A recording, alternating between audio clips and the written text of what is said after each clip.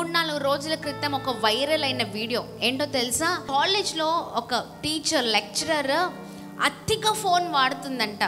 ఎవరంటే స్టూడెంట్.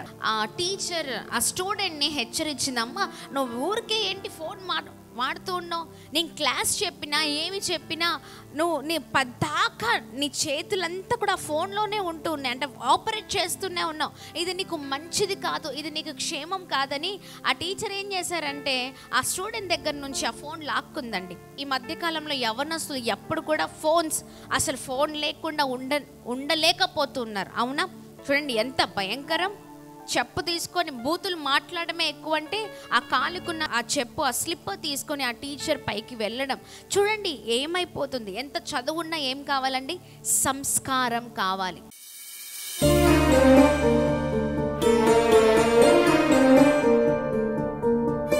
చాలామంది యవ్వనస్తులు వారి జీవితాలను నాశనం చేసుకోవడం, చెప్పిన మాట వినకపోవడం మనం చూస్తూ ఉన్నాం.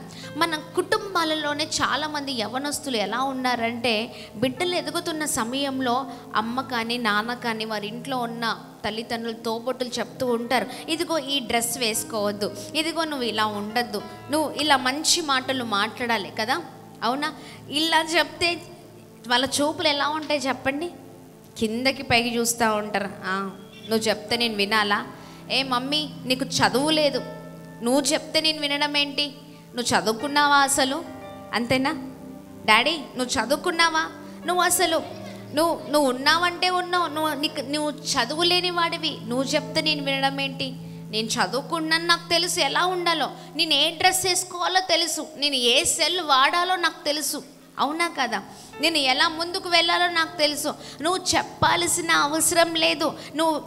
నువ్వు చెప్పిన వ్యక్తిని మాత్రం నేను అస్సలు వివాహం చేసుకోను, నాకు తెలుసు నేను ఏ వ్యక్తిని చేసుకోవాలో కదా. అంతా తెలిసినట్లుగా మాట్లాడుతూ ఉంటాం. అవునండి, చాలామంది జీవితాలు ఇలాగే ఉన్నాయి. ఎందుకు ఈ మాట చెప్తున్నానంటే, చూడండి దేవుని సన్నిధిలో మనము దేవుని మాట వింటూ మన జీవితాలు దేవుని మాటల ప్రకారం ఉంటూ మనము మన బిడ్డల్ని చక్కని నడవడిలో నడిపించే వారిగా మనం ఉండాలి. Praise the Lord. మీరు చూసారా, 3-4 రోజుల క్రితం ఒక వైరల్ అయిన వీడియో ఏంటో తెలుసా? టీచర్ మరి కాలేజ్లో ఒక టీచర్ లెక్చరర్ అతిగా ఫోన్ వాడుతుందంట. ఎవరంటే స్టూడెంట్. అతిగా ఫోన్ వాడుతుందని ఆ టీచర్ ఆ స్టూడెంట్ని హెచ్చరించిందమ్మా, నువ్వు ఊరికే ఏంటి ఫోన్ వాడుతూ ఉన్నావు, నేను క్లాస్ చెప్పినా ఏమి చెప్పినా నువ్వు నీ పద్దాకా నీ చేతులంతా కూడా ఫోన్లోనే ఉంటూ ఉన్నాయి, అంటే ఆపరేట్ చేస్తూనే ఉన్నావు, ఇది నీకు మంచిది కాదు, ఇది నీకు క్షేమం కాదని ఆ టీచర్ ఏం చేశారంటే ఆ స్టూడెంట్ దగ్గర నుంచి ఆ ఫోన్ లాక్కుందండి. ఎందుకు చేసిందంటారు చెప్పండి? మంచి కోసం చేసింది అన్నమాట. ఆమె భవిష్యత్తు బాగుండాలి, ఆమె మంచి చదువుకోవాలి. ఏం చేస్తుందంటే అపవాది ఈ మధ్యకాలంలో యవ్వనస్తులు ఎప్పుడు కూడా అసలు ఫోన్ లేకుండా ఉండలేకపోతున్నారు. అవునా? ఫోన్ ప్రపంచమంతా ఫోన్లోనే ఉందంట, మొబైల్లోనే ఉంది. అవునా కదా? బిడ్డలు నాశనం అయిపోతూ ఉన్నారు వాటి వల్ల. అయితే ఆ టీచర్ అది ఆలోచించి ఆమె భవిష్యత్తు కొరకు ఆమె చదవలేకపోతుంది, కాన్సన్ట్రేట్ చేయలేకపోతుందని ఆమె చేతులున్న ఫోన్ లాగేసుకుంది. ఊరికే ఇదే పద్దాక నీకు ఈ ఫోన్ చూడడమే అయిపోతుందని ఆమె లాక్కుందండి. లాక్కున్న కొద్దిసేపటికి ఆమె టీచర్ పైన స్టూడెంట్ రివర్స్ అయిపోయింది. టీచర్ వయసు ఎక్కడ? అవునా? ఆ అమ్మాయి వయసు ఎక్కడ? ఆఫ్టర్ ఆల్ స్టూడెంట్ అంటే కాలేజ్ చదువుతుందంటే అంటే ఒక 17 సంవత్సరాలు 18 సంవత్సరాలు ఉంటాయి అంతే. అసలు ఆ టీచర్ ఆ ఫోన్ లాక్కుందని ఆమెని ఆ కాలేజ్లో నిలదీసి నా ఫోన్ ఇస్తావా ఇవ్వవా? ఆ ఫోన్ కొరకండి, ఒక వస్తువు కొరకు, అంటే హోదాలో ఉన్న ఒక మంచి చదువుకొని మంచి డిగ్నిఫైడ్గా చాలా చక్కగా ఆ లెక్చరర్ అక్కడ కాలేజ్లో టీచ్ చేస్తూ ఉన్నారు. ఆమెని ఎలా అంటే ఇలా తీసి పడేసినట్టే మాట్లాడడం, చాలా భయంకరంగా మాట్లాడుతుంది. ఎలా మాట్లాడుతుందంటే యవ్వనస్తురాలు బూతులు మాట్లాడడం ప్రారంభించిందంట. దేని కొరకంటే ఫోన్ కొరకు. మర్యాదలు ఏమీ లేవు ఈ మధ్యకాలంలో. అవునా? ఎలా పడితే అలా పిల్లలు ఉంటూ ఉన్నారు, ఎలా పడితే అలా పిల్లల్ని పెంచుతూ ఉన్నారు. పిల్లలు ఏది కరెక్ట్ అంటే తల్లిదండ్రులు కూడా అదే కరెక్ట్ అంటున్నారు. ఏది అంటే వారు వారు వారి మనసు నొచ్చుకుంటుందనో, లేకపోతే వారు బాధపడతారనో, వారు ఇంకా ఏదైనా చేసుకుంటారేమో అనుకొని తల్లిదండ్రులు వారు ఏదంటే అదే అని ఒప్పుకునే పరిస్థితిలోనికి ప్రపంచం వచ్చేసిందండి. ఈమె బూతులు ప్రారంభించింది. బూతులతో పాటు ఈమె మాట్లాడుతూ ఆమె కాలుకున్న ఆ స్లిప్పర్, ఆ చెప్పు తీసుకొని టీచర్ని కొట్టిందండి. చూడండి ఎంత భయంకరం. చెప్పు తీసుకొని బూతులు మాట్లాడమే ఎక్కువ అంటే ఆ కాలుకున్న ఆ చెప్పు, ఆ స్లిప్పర్ తీసుకొని ఆ టీచర్ పైకి వెళ్ళడం. చూడండి ఏమైపోతుంది. ఎంత చదువున్నా ఏం కావాలండి? సంస్కారం కావాలి. ఏం కావాలి? సంస్కారం. సంస్కారం లేకపోతే దండగా. అవునా? చదువు ఉంటే సరిపోదండి, సంస్కారం ఉండాలి. చదువు లేకపోయినా నీకున్న సంస్కారం నిన్ను ఆశీర్వాదంలోనికి నడిపిస్తుంది. ఆమేన్. మన పిల్లల విషయంలో కూడా తల్లిదండ్రులమైన వారము మనము కూడా చాలా జాగ్రత్తగా ఉండాలి. మనం ప్రార్థన పూర్వకంగా పిల్లల్ని నడిపించే వారిగా ఉండాలి అంటే దేవుని మాటను మనం వినాలి. ఆమేన్. మనకేది కరెక్టో అది చేయొద్దు, కానీ దేవుని సన్నిధిలో దేవా నీ చిత్త ప్రకారం నన్ను నడిపించు. ఆమేన్. నా జీవితాన్ని నడిపించు, నాతో పాటు నా బిడ్డల్ని నడిపించమని ఆ మాటను దేవుని దగ్గర మనం అడగాలండి. Praise the lord. ఎప్పుడు కూడా ఇష్టానుసారమైన జీవితాలు, ఇష్టానుసారమైన బ్రతుకులు కాదు. మన బ్రతుకులు మార్చబడాలంటే దేవుని చేతులకు మన జీవితాల్ని అప్పగించాలి. Praise the Lord. మన బిడ్డల కొరకు మనం ప్రార్థన చేసే వారిగా ఉండాలి. బిడ్డలంతా పాడైపోయిన తర్వాత తల్లిదండ్రులు ప్రార్థన చేస్తారు. అవునా? పాడవ్వక ముందు ప్రార్థన చేయాలి తల్లిదండ్రులైన వారు బిడ్డల కొరకు. అప్పుడు మన ప్రార్థన బిడ్డలకి అగ్ని కంచగా ఉంటుంది. ఆమేన్.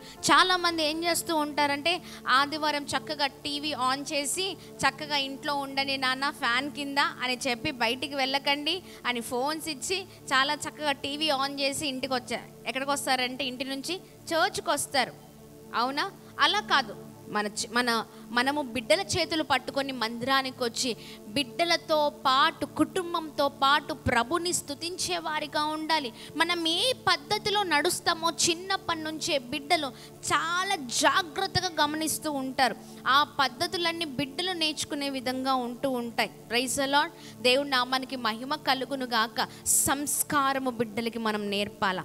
ఏది మంచి, ఏది ఎలా పెద్దవాళ్ళతో ఉండాలి, ఎలా మాట్లాడాలి, ఏది చేస్తే దేవునికి మహిమ, ఇవన్నీ నేర్పించాలండి. తప్పు చేసినప్పుడు వెంటనే బిడ్డల్ని ఏం చేయాలి? గద్దించాలి. అరే నాన్న ఇది తప్పు, నువ్వు ఈ పని చేయకూడదు, నువ్వు ఇది అస్సలు చేయకూడదు, నువ్వు మంచి మాటలు మాట్లాడాలి, మంచిగా ఉండాలి. ఏదైనా తప్పు మాట్లాడిన వెంటనే తల్లిదండ్రులైన వారు నవ్వడం కాదు, ఏం చేయాలండి? చెప్పాలి, కరెక్ట్ చేయాలి. Praise the Lord. చూడండి ఆ యవనస్తురాలు అందరి ముందు పబ్లిక్ ఆ టీచర్ని ఎలా పడితే అలా ఆ చెప్పుతో కొట్టినప్పుడు, ఆ స్లిప్పర్తో కొట్టినప్పుడు ఎంత అవమానం. అవునా కాదండి? అవును, అవమానమా కాదా? వెంటనే ఎవరినంటారు? ఏం తల్లిదండ్రులు రా మీ తల్లిదండ్రులు, ఇదేనా నేర్పించింది? ఈ సంస్కారమేనా నేర్పించింది? అవునా కదా? ఎస్. ఇలా చాలామంది జీవితాలు, యవనస్తుల జీవితాలు చాలా మట్టుకు పాడైపోతున్నాయండి. అన్నిటికీ ప్రాధాన్యత జీవితంలో ఇస్తున్నారు, కానీ దేవునికి ఇవ్వని వారిగా ఉంటూ ఉన్నారు. తల్లి తండ్రి అయిన నీవు నీ బిడ్డలకి అన్నీ ఇస్తున్నావు, కానీ దేవుణ్ణి ఇస్తున్నావా? చెప్పండి. దేవుణ్ణి ఇస్తున్నారా? దేవుణ్ణి ఇచ్చే తల్లిదండ్రులు ఎలా ఉంటారో తెలుసా? అన్నీ ఉన్నాయా లేవా అని అడగడం పక్కకు పెట్టి, నాన్న ప్రార్థన చేస్తున్నావా, బైబిల్ చదువుతున్నావా, ఇగో ఇలా ఉండు, ఇలా చేయి, ఇలా దైవికంగా ఉండు, అప్పుడు ఖచ్చితంగా దేవుడు నీకు మంచి భవిష్యత్తుని ఇస్తాడని తల్లిదండ్రులు చెప్తారండి, దైవికమైన వారు. ఆమేన్. ఎంతమంది మీ బిడ్డలు హాస్టల్స్లో ఉన్నారు? హాస్టల్స్లో ఉన్నారా? హాస్టల్స్లో ఉన్నారు. మీకు పిల్లలకి చాలా డిస్టెన్స్ ఉంటుంది పెద్దగా అవుతూ ఉన్నప్పుడు. ఎంతమంది మీ పిల్లలకి చెప్తూ ఉన్నారు, నాన్న బాగున్నావా, ఏం తిన్నావా అని అడుగుతూ ఉన్నారా? లేకపోతే బైబిల్ చదివావా, ప్రార్థన చేసుకున్నావా, నాన్న మందిరానికి వెళ్ళావా అని అడుగుతూ ఉన్నారా? చెప్పండి. చెప్పాలా? అడుగుతూ ఉన్నారా? ఎంతమంది ఉదయం లేవగానే మీ పిల్లల పైన మీ తలపైన చేతులు పెట్టి ప్రార్థన చేస్తున్నారు? ఒక్కరు చేతులు చూపించండి. మీ బిడ్డల పైన చేతులు పెట్టి ప్రార్థన చేసే తల్లిదండ్రులు. మేమే చేసుకోమండి ప్రార్థన, ఇంకా వారికేం చేస్తాం అంటారా? చెప్పాలి. నాకు దాంట్లో వాల్యూమ్ పెంచండి. మేమే చేసుకోమండి ప్రార్థన, వారికి ఏం చేస్తామండి? అంతేనా? ఉదయం లేవగానే బిడ్డల పైన చేతులు పెట్టి ప్రార్థన చేసే తల్లిదండ్రులు చేతులు చూపించండి. చేస్తూ ఉన్నారా? ఎస్, దేవుడు మిమ్మల్ని దీవించును గాక. చేస్తే చెయ్యండి, ఎందుకంటే మీ ప్రార్థన మీ బిడ్డలకి క్షేమము. Praise the Lord. దేవుడి నామానికి మహిమ కలుగును గాక. ఉదయం లేవగానే ఎంతమంది తల్లిదండ్రులు బిడ్డల్ని ప్రార్థన చేసుకున్నావా అని అడుగుతూ ఉన్నారు? చేతులు చూపించండి. మనం ఒక్కరమే దైవికంగా ఉంటే సరిపోదు, మన ఇంట్లో బిడ్డలు కూడా దైవికంగా ఉండాలి. అడుగుతున్న వారు చేతులు చూపించండి. బిడ్డల్ని ప్రార్థన చేసుకున్నావా నాన్న, బైబిల్ చదివావా అని అడుగుతూ ఉన్నారా? లేరా? వెంటనే లేచి బ్రష్ చేయి, స్నానం చేయి. భలే మాటలు వస్తూ ఉంటాయి, గాడిద. ఇక చాలా చాలా కొన్ని మాటలు ఉంటాయి, గమ్మత్తైన మాటలు కదా. ఆ మాటలు చెప్తూ వారిని పిలుస్తూ, త్వరగా కానీ, టిఫిన్ తిను, అది తిను, ఇది తిను, ఇది వేసుకో, ఎల్లు కదా. ఇది కాదండి, మనం మంచి సంస్కారం నేర్పాలి. ఈ మంచి సంస్కారం ఎప్పుడు వస్తుందో తెలుసా? దైవికంగా బిడ్డల్ని పెంచినప్పుడు. ఆమేన్. ఇదిగో ఈ బైబిల్ చేతికిచ్చి, ఈ పరిశుద్ధ గ్రంథాన్ని చేతికిచ్చి, నాన్న ఇదిగో ఇది చదువు. ఆమేన్. Praise the Lord. దీంట్లో దేవుని మాటలు నిన్ను సరిచేస్తూ ఉంటాయి, నిన్ను అద్భుతంగా నడిపిస్తాయి. ఇది చదువు అని ఏ తల్లిదండ్రులైతే బిడ్డల్ని ప్రార్థన పూర్వకంగా పెంచుతారో వారి జీవితం చాలా అద్భుతకరంగా ఉంటుందండి. హల్లెలూయా. ఈ రోజున ఏదో ఇవ్వట్లేదని తల్లిదండ్రులు కొట్టేవారే ఎక్కువగా ఉన్నారు, చంపేవాళ్ళే ఎక్కువగా ఉన్నారు. అవునా కదా? ఫోన్స్కి అడిక్ట్ అయిపోయి చాలామంది జీవితాలు ఎలా అయిపోయాయంటే, ఒక అబ్బాయి అంట తల్లిని కొట్టేశాడంట. కొట్టడమే కాదు, ఇవ్వట్లేదని వాడు పబ్జి గేమ్స్కి అలవాటు అయిపోయి తల్లి ఫోన్ ఇవ్వట్లేదని తల్లినే, బ్యాట్ వేరే సంగతి, ఇప్పుడు వేరే వేరే టెక్నాలజీ ఎక్కువైపోయింది కదా. వైర్ తీసుకొని ఆ వైర్తో ఉరేసాడంట. చూడండి, అందుకనే ఫోన్లు ఇవ్వకండి. ఏమివ్వండి? బైబిల్ని ఇవ్వండి. చాలా చక్కగా అద్భుతకరంగా మంచి మాటలు నేర్పుతూ వారిని మంచి విధానంలో పెంచే వారిగా ఉందాం. చాలామంది హైదరాబాద్ ప్రాంతంలో, సిటీస్లో ఎక్కడ చూసిన బిడ్డల భవిష్యత్తు నాశనం అయిపోయి ఉందండి. వారి కొరకు ప్రార్థన చేసే వారిగా ఉందాం. మంచి సంస్కారం వారికి మరి నేర్పుదాం. ఎలా ఉండాలి, ఎలా మాట్లాడాలి, పద్ధతులు నేర్పండి. హల్లెలూయా. ఒకవేళ ఒక చిన్న తప్పు మాటలన్నా ఖండించాలా? ఏంటండి? ఖండిస్తే ఇంకోసారి ఆ తప్పు రిపీట్ చేయరు బిడ్డల జీవితం కొరకు మనం ప్రార్థన చేద్దాం. ఎంతమంది తల్లిదండ్రులు పిల్లలు ఉన్నారు? చేతులు చూపించండి. ఉన్నారు కదా? అందరికీ ఉన్నారు, అవునా కదా? బిడ్డలు ఇంకా లేనివారు బిడ్డల కొరకు ప్రార్థన చేయండి, ఉన్నవారు బిడ్డల కొరకు ప్రార్థన చేయండి. ఈ సమయంలో యవ్వనస్తులైన బిడ్డల కొరకు మనం ప్రార్థన చేద్దాం.